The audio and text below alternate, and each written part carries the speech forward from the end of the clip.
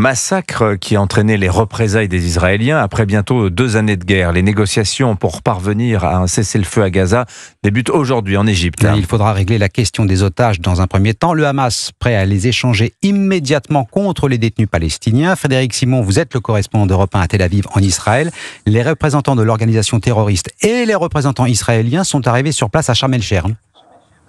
Oui, c'est en effet aujourd'hui à Sharm el-Sheikh que débutent officiellement les négociations indirectes sur la mise en œuvre du plan de paix américain. Les négociateurs israéliens devraient arriver dans la matinée en Égypte. La délégation du Hamas, elle s'y trouve depuis hier. Elle est dirigée par Khalil El-Khaya. C'est l'un des cadres de l'organisation terroriste qu'Israël avait tenté d'éliminer le mois dernier à Doha, capitale du Qatar. Les médiateurs qataris devraient être présents également en Égypte, tout comme les représentants de l'administration américaine. Deux des proches conseillers de Donald Trump, Steve Witkoff et Jared Kushner, le gendre du président américain, devraient se rendre en Égypte mardi ou mercredi pour superviser les négociations. Donald Trump qui multiplie les déclarations tout à la fois optimistes et pressantes.